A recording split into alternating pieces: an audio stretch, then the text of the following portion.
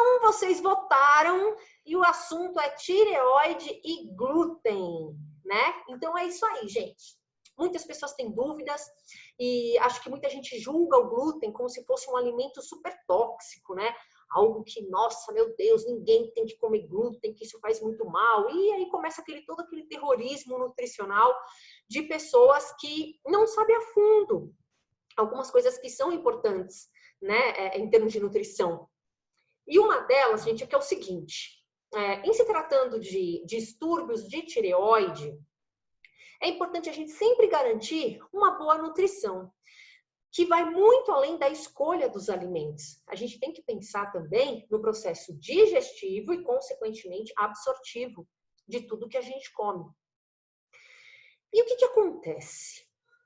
O glúten, de uma maneira bem resumida, gente, ele é a proteína presente no trigo, centeio, cevada, e por contaminação cruzada na indústria, também tem glúten na aveia, tá? Por uma contaminação cruzada. Lá na lavoura, quando a aveia está crescendo, não tem. Mas ela passa pela indústria e já fica um pouquinho complicado. Por isso que a gente acha no mercado aveia sem glúten, porque ela já foi para um outro processamento, um outro processo de armazenagem, tá? E aí ela fica aveia sem glúten, tá? Para vender, porque os celíacos tem que ter esse alerta, né, na embalagem, porque os celíacos não podem comer glúten, tá bom? E o que acontece com o glúten em si? Ele é uma proteína de uma digestão um pouquinho mais difícil. Vamos falar de uma maneira bem resumida e bem simplista para a gente. Então, exige que o nosso intestino esteja muito bom, que o nosso processo absortivo esteja muito bom e que a base da nossa alimentação seja o que a gente prega, o que todos os nutricionistas pregam. A base de frutas, verduras e legumes, uma alimentação balanceada e que, de preferência, a gente não tenha nenhuma carga de estresse crônico no nosso corpo, porque isso vai impactar a absorção, digestão e tudo mais. Então, o glúten, ele passa a ser um problema quando ele é consumido de uma maneira exacerbada dentro de um cardápio pobre em alimentos que a gente chama de alimentos protetores, tá? Então, gente, há uma dica bem básica. Vocês mastigam bem os alimentos? Porque é básico a gente dizer, olha, mastigue bem os alimentos. Porque toda a digestão começa na boca. Então, se o glúten é uma proteína um pouquinho mais difícil, um pouquinho mais pesada, com um potencial um pouquinho mais inflamatório, é importante que a nossa mastigação esteja muito boa, né? E a gente fala, parece que essa dica aí é básica, pula. Não, não é. As pessoas engolem a comida, as pessoas não salivam, não dão tempo dessa boa mastigação. Isso é super importante para quem come o glúten no dia a dia, tá? Como a gente está linkando com tireoide, tem uma conexão muito grande glúten e tireoide, tá? Em vários aspectos, mas eu não quero fazer um vídeo que fique muito difícil assim para vocês entenderem, né? Não é um vídeo para profissionais, é um vídeo para o público leigo. Mas o que acontece quando a gente fala em hipotireoidismo? O hipotireoidismo, vamos imaginar que tudo está um pouco mais lento. Raciocínio mais lento, digestão mais lenta, a pessoa fica um pouco mais lenta, a recuperação, a atividade física um pouco mais lenta, tá? Que isso é corrigido com o tratamento, tá? Ou pelo menos os sinais e sintomas são muito amenizados, tá? Que o tratamento vai além da medicação. Tem a questão da alimentação também, né? Então, tratar hipotireoidismo não é só tomar medicamento. É medicamento, cuidados nutricionais e outras coisas que envolvem a qualidade de vida. Então, se eu falei para vocês que o hipotireoidismo tem ligação com um intestino e um estômago um pouco mais lento, o que a gente identifica? Pode imaginar um estômago mais lento. Um processo digestivo mais lento, mais complicado na digestão de proteínas, por exemplo. A famosa hipocloridria. São pessoas que têm, geralmente, uma dificuldade de digerir proteínas, porque tem pouco ácido úrico, porque o pH do estômago não está tão ácido como deveria ser, né? E muitas vezes essas pessoas até tomam inibidores de bombas de próton, né? Os famosos prazóis, omeprazóis, aí dificulta mais ainda a médio e longo prazo a digestão dessas proteínas, tá? Então, as pessoas que têm hipotireoidismo, que geralmente caminha junto ali de mãozinha dada com a hipocloridria, se consome muito glúten, se consome muito essa proteína que já é mais de difícil digestão, pode ter alguns problemas. A grande questão é que não significa que ela seja um veneno para todos. Tá? Até porque ela não é, já falei para vocês, não é veneno, mas as pessoas colocam na cabeça, eu tenho hipotireoidismo e eu não posso comer glúten de jeito nenhum. Não é bem assim, ok? A gente pode consumir desde que a gente faça toda a correção e o ajuste necessário em termos digestivos e absortivos também. E que nosso corpo fique preparado para consumir essas coisas que são mais, digamos, inflamatórias para nós. Tá? Então, isso que é importante. Quando a gente fala em doença autoimune de tireoide, como Hashimoto, Graves, aí o assunto é um pouquinho mais complicado. Por quê?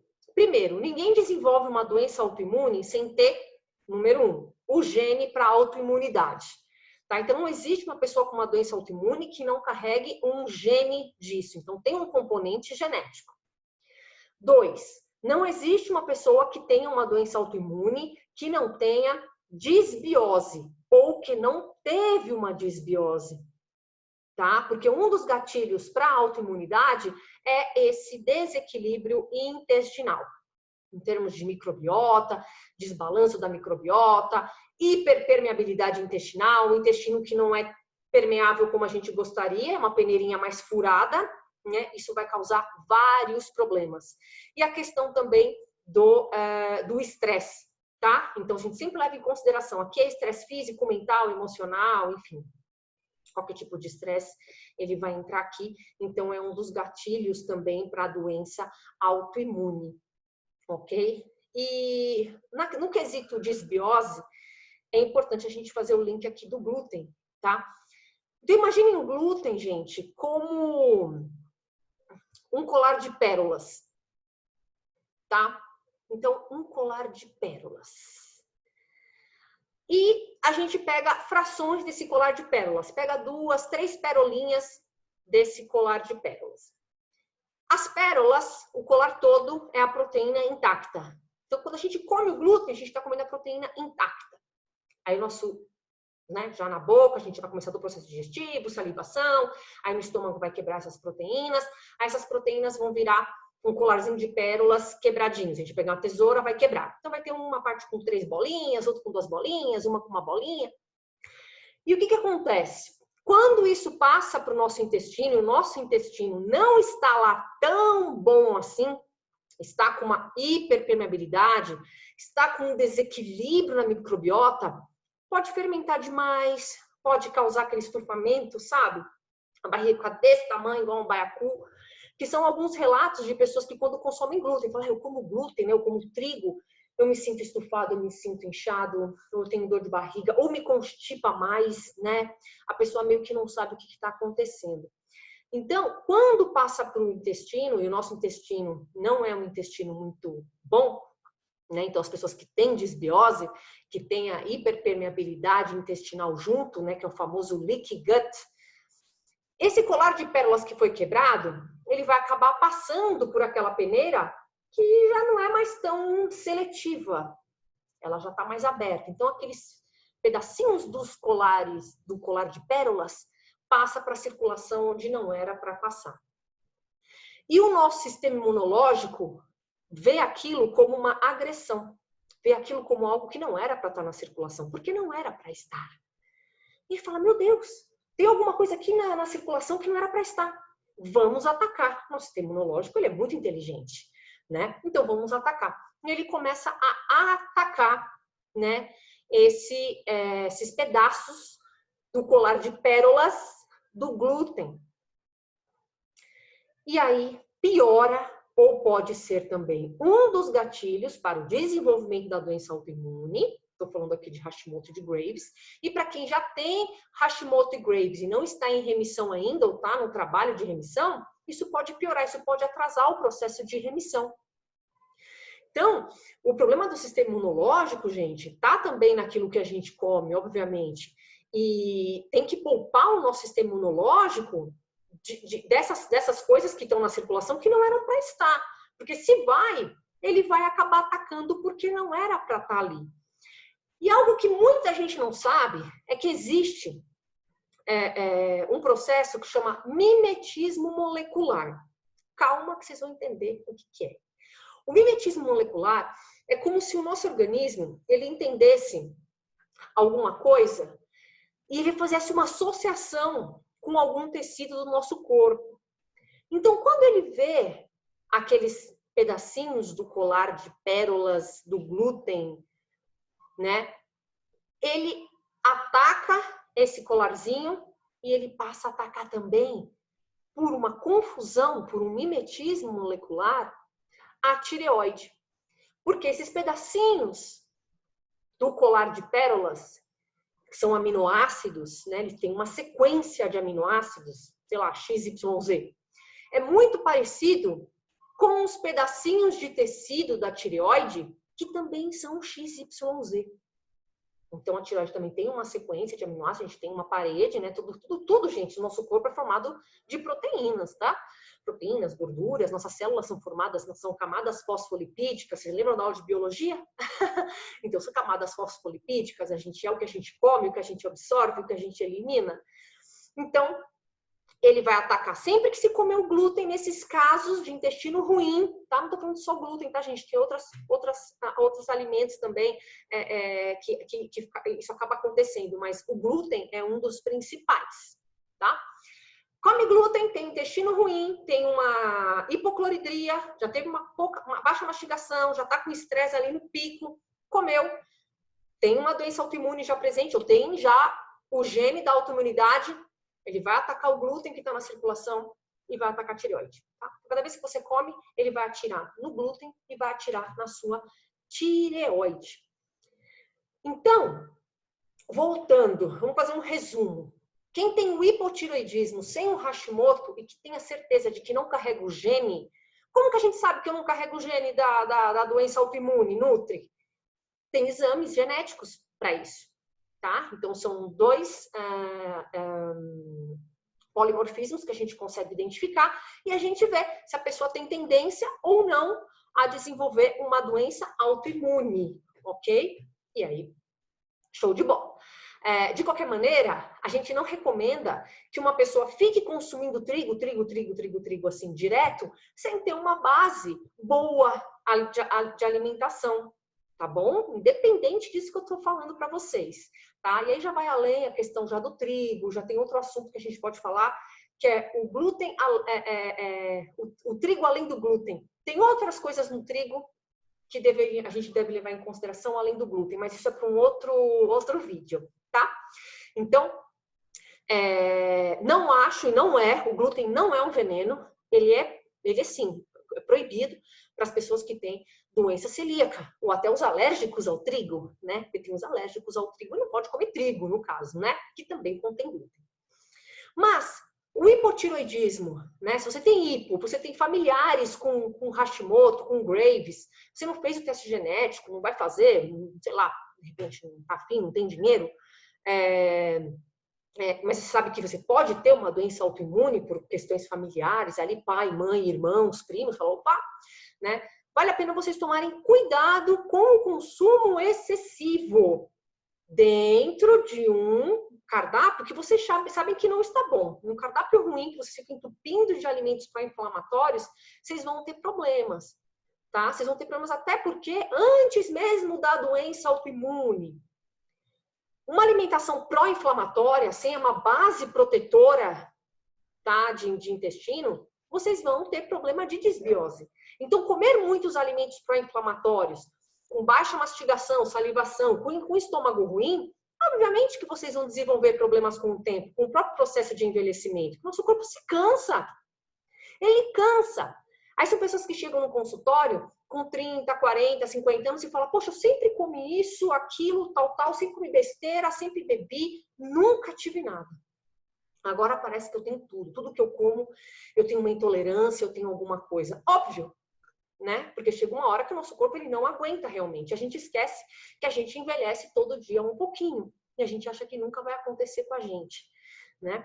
Então, por isso que eu falo para vocês que a gente tem que ter equilíbrio. Aí você fala, caramba, então esse negócio do glúten pode ser que eu esteja comendo muito, pode ser que eu seja, de repente, eu preciso diminuir o glúten no meu cardápio, eu tenho um Hashimoto, um Graves que não está em remissão, eu estou com muitos sinais e sintomas, ou eu não tenho doença autoimune alguma, mas eu tenho hipotireoidismo, mas eu não melhoro dos sintomas. Eu tomo medicação, mas eu não estou melhorando. Eu continuo com o intestino preso, meu cabelo continua caindo, eu continuo com a memória ruim. Será que o glúten tem ligação com isso? Como eu falei para vocês, ele vai ter ligação se vocês andam comendo muito dentro de um cardápio com baixa proteção.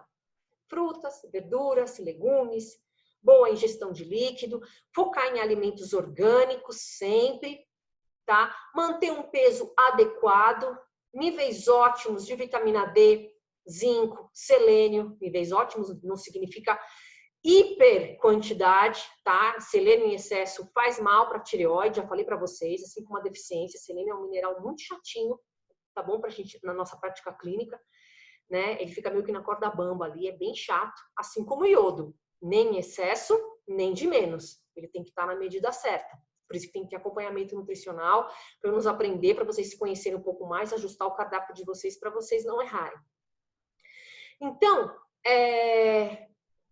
a gente vê hoje muito, né, na nutrição funcional, aquela coisa de corte o glúten, corta leite derivado, a lactose é um veneno, o glúten é um veneno. Vamos com calma. Mas quando vocês recebem um pedido nutricionista para que vocês diminuam o glúten ou para vocês cortem por um tempo o trigo no cardápio de vocês ou até a lactose, se questionem o profissional do porquê e assim, convenceu, faça, tá? Não é também para não vou fazer e pronto.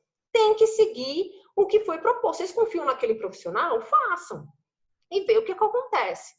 O que eu vejo muito na prática clínica são muitas pessoas que pararam por conta de consumir glúten, às vezes até prescrito por outros profissionais, tá? Teve uma indicação, principalmente pessoas com doenças autoimunes, tá? Que é uma prática nossa, sim, tá? Geralmente a gente já modifica o cardápio, a gente tira alimentos que são mais pró-inflamatórios, corrige desbiose, aplica protocolo 5R, que inclui correção de hipocloridria, de um monte de coisa, que eu posso falar depois em outro vídeo sobre o protocolo 5R. Mas essas pessoas não fizeram o screening da doença celíaca. É super importante, gente. Quem tem Hashimoto, quem tem Graves, quem tem qualquer doença autoimune, que se faça o screening da doença celíaca, tá? E tem exames para serem feitos. Então, o médico, o nutricionista vai solicitar esses exames, né? E aí, se der alguma positividade, se investiga mais com um gastroenterologista. Às vezes tem até a questão do exame de biópsia, né, para ser feito, para poder ter o diagnóstico. Depois desse diagnóstico, tem doença celíaca ou não tem doença celíaca, vocês podem sim testar um cardápio sem glúten, né, de preferência sob orientação de um profissional nutricionista, tá, para poder acompanhando, para poder dar todo esse suporte. E dependendo de como fica a evolução, vocês podem, depois de um tempo, voltar a comer glúten. É isso que muita gente não sabe, tá? Então, não significa que vocês vão ficar sem glúten a vida inteira, entendeu? Se não forem celíacos. Se forem celíacos e terem Hashimoto, Graves, vai ter que tirar o glúten para sempre. Se for celíaco, mas não tem nenhuma outra doença, tá? Vai ter que tirar o glúten de qualquer jeito, tá bom? Então, isso é importante vocês terem em mente. Então, pode ser que o nutricionista lance mão de um cardápio sem glúten para uma doença autoimune de tireoide? Sim, desde que vocês tenham a certeza de que vocês não têm uma doença celíaca, já tenha feito o screening da doença celíaca e dê negativo.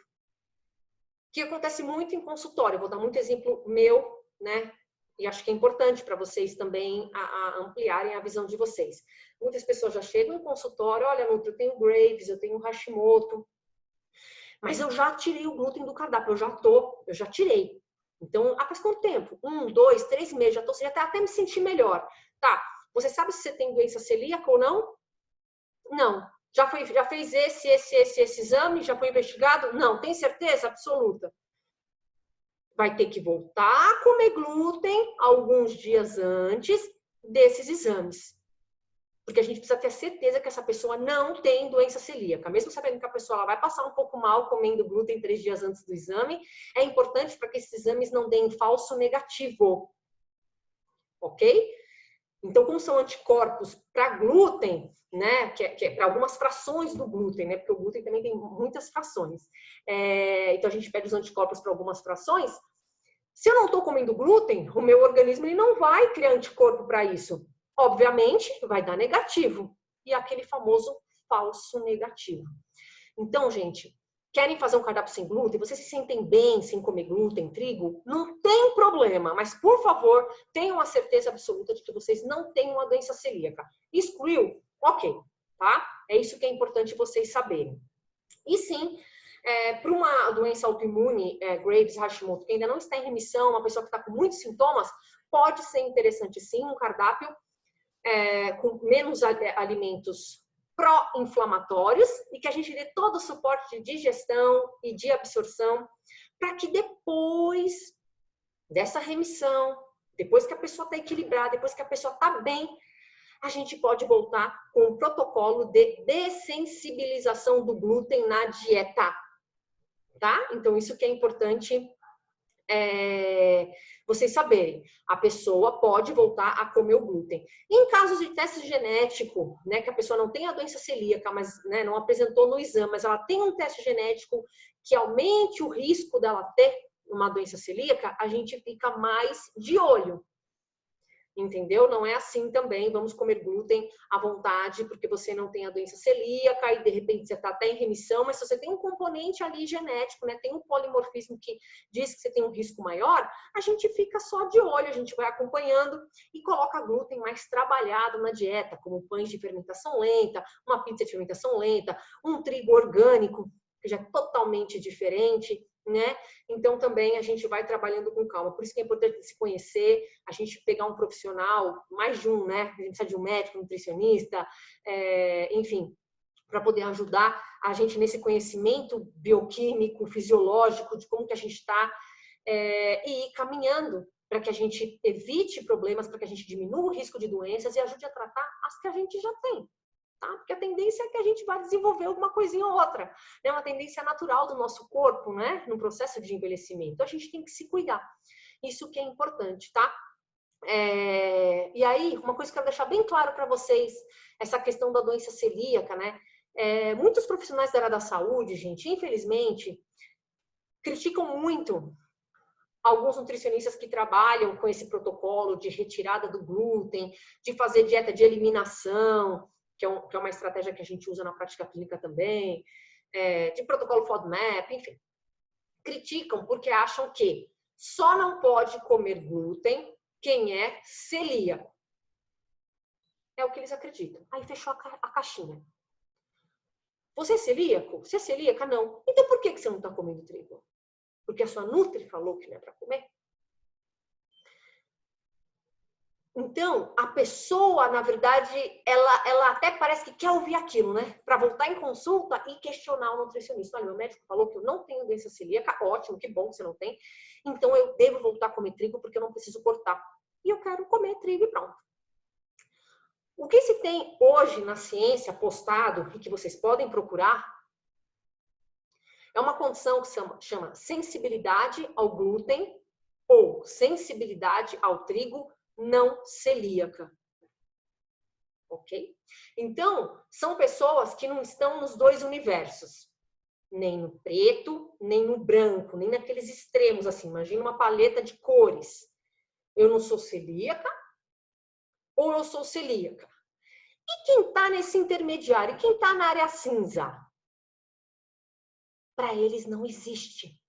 E a gente sabe que tem essa sensibilidade ao glúten não celíaca ou sensibilidade ao trigo não celíaca, que são sinônimos, e que são pessoas que estão nesse meio termo. São pessoas que respondem mal ao consumo de trigo / glúten. São pessoas que não são celíacas e que se comem, falam, olha, eu não me sinto bem, eu já percebi. assim como a lactose, assim como a proteína do leite. Eu não me sinto bem. Ué, mas aí você faz o exame e dá que você não é celíaca ou celíaco. Gente, não tem exames ainda no Brasil que se detecte que a pessoa tem uma sensibilidade ao glúten ou ao trigo. Não existe um exame para dar esse diagnóstico, como a gente vê muito na prática clínica, né? Ah, tá, você não é celíaco. Ah, mas espera aí, aqui deu positivo. Você tem sensibilidade ao glúten não celíaca. Não tem esse exame. Não existe. Então as pessoas ficam confusas, os profissionais ficam confusos. Então é um diagnóstico meio, sabe assim, que a gente se baseia em sinais e sintomas, é a parte clínica mesmo, porque não tem exame. E às vezes o médico, às vezes até o cliente, tá? Só acredita sabendo que tem um exame vendo alguma coisa. E não tem. Então, existe sensibilidade ao glúten não celíaca? Existe sensibilidade ao trigo não celíaca? Existe. E a gente tem que levar em consideração, tá? Porque pessoas com hipotireoidismo ou doença autoimune de tireoide, geralmente são pessoas mais propensas ou que já têm uma sensibilidade ao trigo ou ao glúten não celíaca. Então tem que levar em consideração, então tem que avaliar como é que tá essa dieta. Quanto de trigo que essa pessoa vem consumir todo dia? Consome trigo nas 3 refeições principais? Sem comer uma fruta, um legume, sem mastigar, sabe, com baixa gestão de líquido, super estressado, vai dar problema. Vai dar problema. Então, é isso que eu quero dizer para vocês, tá? Eu tenho clientes, gente, com remissão, que a gente fez um trabalho longo de remissão de Hashimoto e que hoje consomem glúten 2 vezes por semana. Pão de fermentação lenta, sai para comer uma pizza bacana, faz pão em casa com trigo orgânico, sabe? Então, assim, depois que a gente passou por todo um processo para correção de disbiose, de hiperpermeabilidade intestinal, que a gente trata esse estômago, tudo, não tem problema. Lembrando, são pessoas que não são celíacas. Se é uma pessoa que é celíaca, não tem como fazer o protocolo de dessensibilização de glúten para voltar a comer glúten, tá? O celíaco não pode comer. Ok? Fechado? Vocês nunca mais vão errar isso. Tá bom? Então, é isso que eu queria falar para vocês. Eu sei que é um assunto muito extenso, dá para a gente falar bastante sobre isso, mas eu acredito que eu dei uma visão, assim, geral sobre glúten e tireoide para vocês. E eu quero fazer mais vídeos para trazer mais detalhes, para falar de outras coisas, outros protocolos que a gente usa na prática clínica, para vocês entenderem mais sobre isso, tá? Porque é super importante, vai ajudar muita gente e para vocês disseminarem mais essa informação bacana para as pessoas. Eu quero ver vocês expert em nutrição e tireoide, tá? Então eu quero que vocês aguardem novos vídeos e fiquem de olho aqui, tá bom?